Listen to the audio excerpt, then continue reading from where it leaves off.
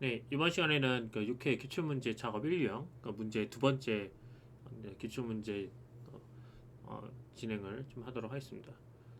이 데이터는 이제 마찬가지로 이제 기출문제를 그대로 하는 것이 아니라 약간 좀 운용을 한 문제라고 생각을 하시면 됩니다. 그래서 실제 기출문제가 좀 다를 수 있고요. 다만 이제 풀어가는 방식은 뭐 유사하기 때문에 잘 참고를 해주시길 바랍니다.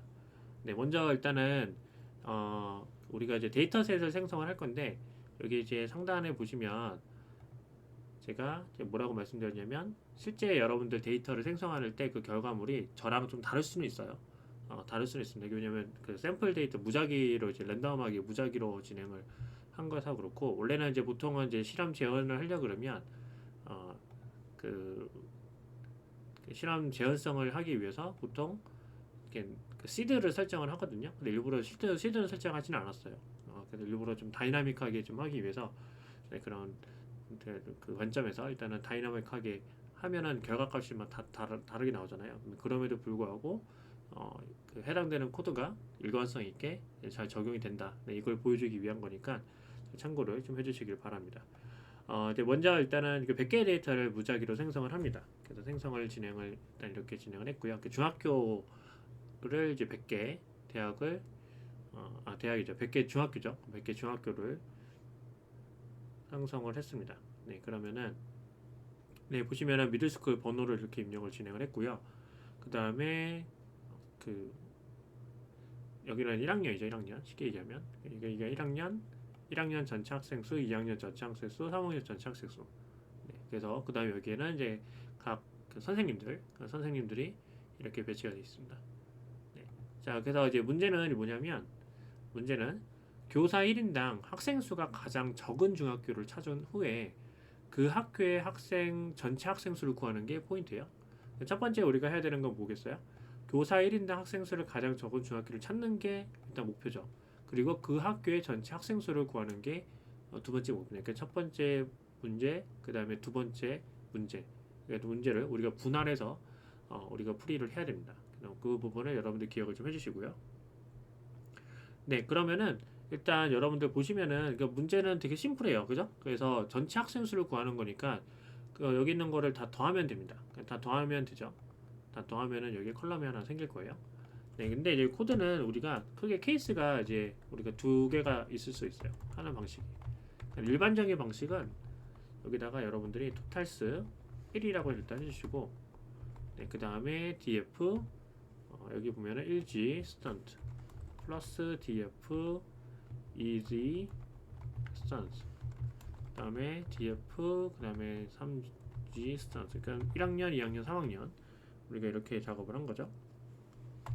네, 그리고 난 다음에 df를 이제 실행을 하시면 이렇게 전체 학생 수가 이렇게 구하는 거를 구할 수가 있어요.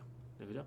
네, 이게 첫 번째 케이스고요. 두 번째 케이스는 어떻게 할 수 있냐면 두 번째 방법이에요. 케이스라기보다는 방법이 맞겠네요. 방법 2. 네, 그죠? 자, 그 다음에 두 번째 방법은 자, 토탈스 2. 네, 그죠? 자, 그 다음에 여기다가 이렇게 진행을 하는 겁니다. 해당되는 이 각각의 컬럼들을 이렇게 가져와요. 네, 그죠? 네, 그 다음에 네, 이렇게 가져옵니다. 네, 그죠? 자, 그리고 나서 어떻게 해요? 액세스는 1 이렇게 해주면 돼요. 그 전체 합의 이제 합을 구한다는 거예요. 행으로 우리가 계산한다는 얘기예요. 그 썸이라는 것을 진행을 하는데 우리가 이거를 행으로 계산을 하겠다는 뜻이에요. 행으로 이런 식으로 행으로 계산하겠다는 뜻입니다. 네, 행으로 그 행으로 계산하면은 이제 토탈수 2 이렇게 또 중간 옆에 생길 거예요. 그래서 두 번째 방식이 이렇게 있어요. 그래서 이 중에서 어떤 게 더 좋냐? 이거는 뭐 여러분들이 이제 판단하셔가지고 진행을 하시면 되겠죠. 그죠? 네, 그래서 네, 그러면은 똑같이 값은 똑같이 나옵니다.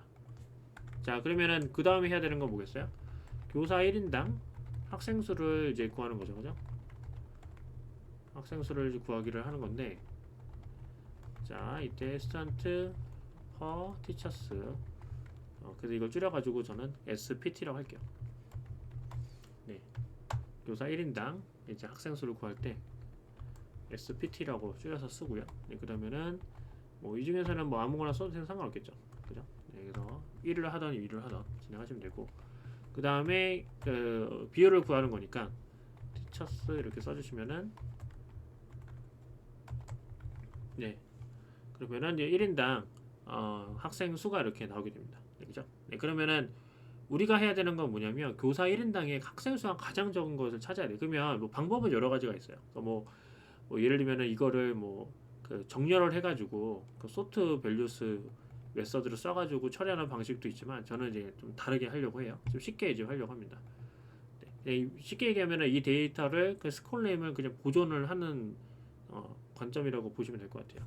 그냥 그대로 쓰겠다. 어떻게 하냐면 이거를 이제 df를 써주고 set index를 이제 만들어줘요. set index. 네, 그 다음에 스콜 네임을 씁니다. 네, 이렇게 만들고 나서 그 다음에 여기다가 spt를 써줄게요. 네, 그리고 난 다음에 리절트를 쓰잖아요. 네, 그러면은 지금 각각에 있는 spt 스콜 네임을 써주고, 스콜 네임은 이제 그 행으로 이제 인덱스 행으로 인덱스에 이제 id로 이제 변형을 하고 나서 그 다음에 spt 컬럼만 가져오게 되면, 그럼 최종적으로 결과 값이 이렇게 나오게 돼요. 그러면은 이 상태에서 우리가 뭘 구할 수 있냐면 메서드가 있어요. 만약에 우리가 지금 구해야 되는 게 학생 수가 가장 적은 중학교를 찾는 거잖아요. 그죠? 네, 그러면은 여기서 idx 민을 써주면은, 네, 그러면은 우리가 바로 원하는 결과 값을 이제 구할 수가 있습니다. 그 다음에 result min. 네.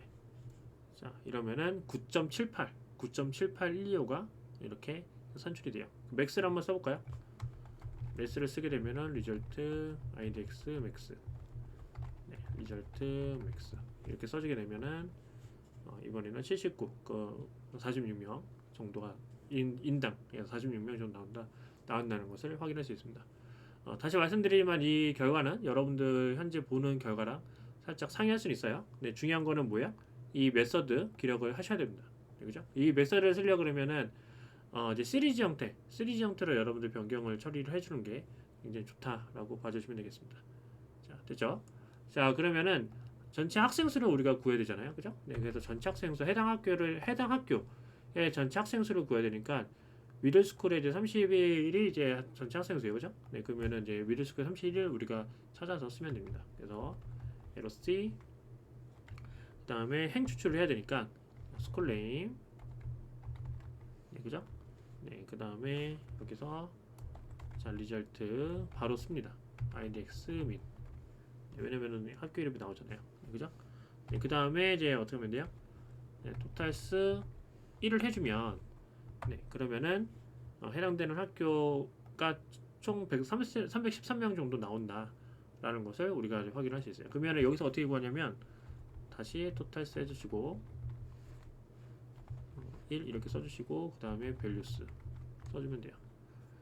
네, 그러면은 어레이 값으로 이제 산출이 되고, 여기서 0을 써주시면은 전체 학생 수가 313명이 나옵니다. 그러면은 리절트 써주시고, 그죠? 최종 리절트죠.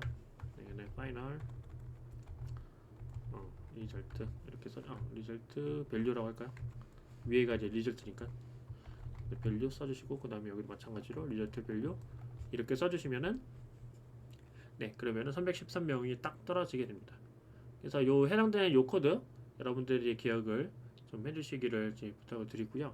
네, 그러면은 이제 여러분들이 우리가 상수로 이렇게 표시를 하는 게 아니라 이제 코드가 다 어떤 값이 오더라도 다시 재실행을 하잖아요. 자, 재실행을 하면은 이제 답이 또 바뀌어요. 네, 그리고 나서 다시 실행하시고, 네, 그죠? 그래, 다시 실행하시면은, 네, 어떤 값이 들어오더라도 지금 현재 보고 있는 이 결과 값은 고정으로 우리가 산출할 수 있습니다.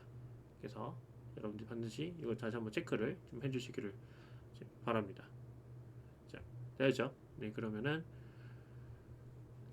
자, 오늘 수업은 여기까지, 오늘 강의는 여기까지 진행을 하도록 하겠습니다.